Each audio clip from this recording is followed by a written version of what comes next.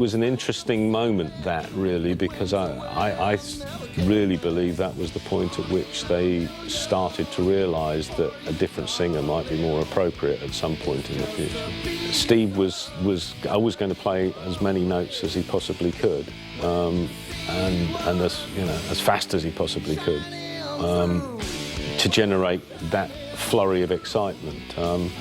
Clive is probably one of the heaviest drummers that I've ever recorded, and was just as solid as a rock in terms of laying it down. And was very good because he was a very economical drummer. He wasn't all over the drum kit all the time, which left a bit of space. Dave Murray's he's quite unique because he's a very unassuming sort of personality, and you wouldn't expect a lot of this fiery guitar that comes out of him to come out.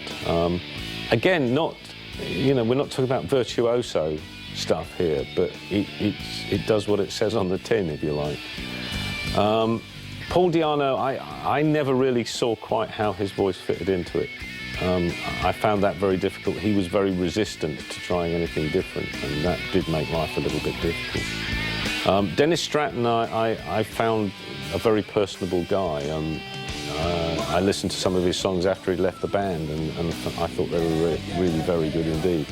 But he was almost too musical for the band, and returning to that thing I said before about slight embarrassment, I think he was always slightly embarrassed that it wasn't quite musical enough for him. Following the band's recording session with Flat, Maiden embarked on their first ever European tour, supporting US megastars Kiss. The tour marked Maiden's arrival as international rock stars. We were pretty sensible on the road, right. Me and Dave Murray got married in Yorkshire in a hotel, which had all wedding paraphernalia up the stairs to the hotels. So we got Dave in the bridesmaid's outfit, and I married him because he was pissed at the bar. So that was fun. We got thrown out of that. We'd done about £10,000 worth of damage to the Hilton Hotel in Berlin, because we went out there and we used to have this thing. Do you remember those stupid little guns? You put them like little dried peas in, Sakiden guns. You used to sit there, yeah, we used to play commandos.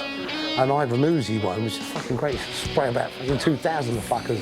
So we used to, you couldn't stand up, you had to do it on your knees. So everyone come home from a gig and you're pissed. So you've got to crawl on your knees. We had the whole floor of the hotel, so we're all on our knees, everything. I fucking shot, I think it was, I shot Dave or something up the arse. And they'll come and run in to my room and set the fucking fire extinguisher off. It was one of them dust ones. The carpet, beds, fucking all the curtains, everything. They said the Hilton Berlin, they give us about 10 grand bill the next day. Jesus Christ. And the rest of them are a bit X-rated, so I can't go there on them ones. This is my mind the most was in 1980 when we played the Reading Festival. And we went on stage and there's like 45,000 people there. We was second from top. I think it was either UFO or White Snake was headline that night.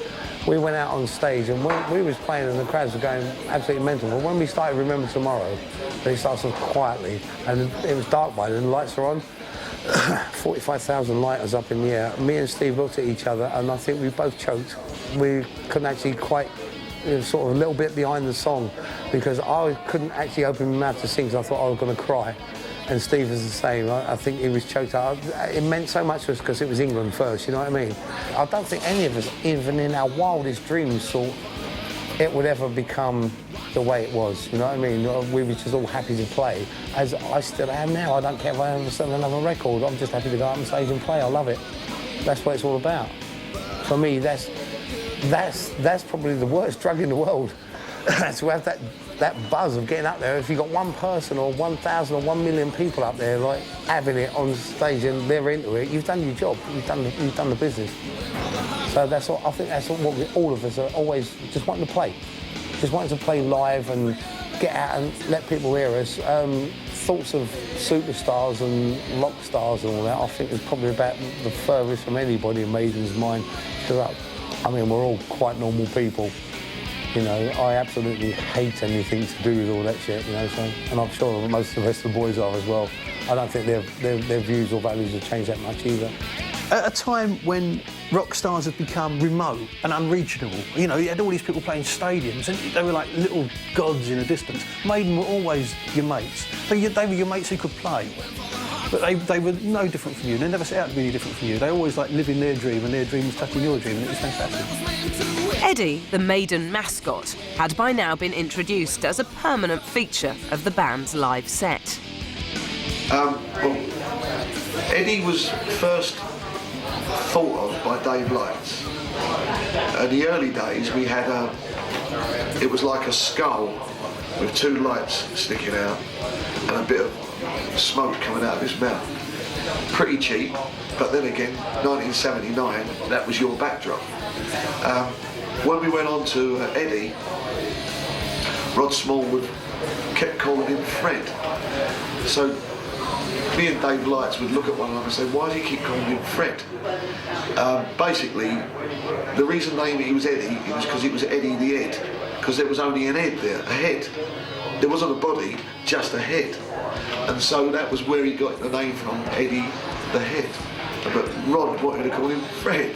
Maiden always had the shock rock aspect to them, you know, the blood belching out of various backdrops and things like that. In the earliest days, the earliest backdrop was just a mask they got from an art college, which they put on. It was an ugly thing, but the mask became known as Eddie from a gag that was doing the rounds at the time. It's not a very good gag, but I'm happy to tell it to you if you want to hear it. It was about a boy who was unfortunately born without a body. He was just a head, and they used to call him Eddie the Head. And the doctors, when he was born, said, don't worry, I'm sure in about 6 years' time I'll be able to supply a body to him. So on his 6th birthday, his dad turned to him, Eddie, he said, I've got a wonderful surprise for you. And Eddie said, oh no, not another fucking hat.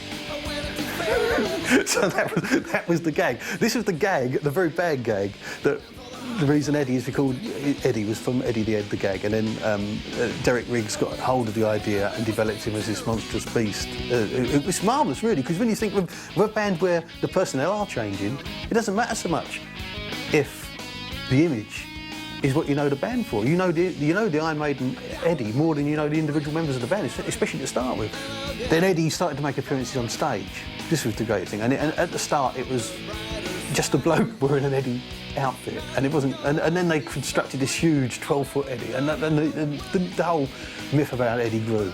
I think they only got knocked back once with Eddie, and that was when they tried to do.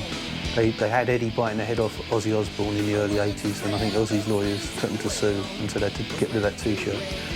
But the Eddie figure, of course, was involved in quite a number of controversies. The biggest one being the one where he appeared to kill Mrs. Thatcher. The original, the other Iron Maiden, there was an Eddie, which caused I think got a full page in the Daily Mirror about that. And then when the single Twilight Zone came out, it appeared to be Eddie trying to reach a young lady sitting there in a negligee. And what the people who moaned about that and said it was sexist didn't realise is if they listened to the lyrics, he was her boyfriend and he died, he was trying to get in touch. But I mean, he was all, Eddie thing always generated controversy.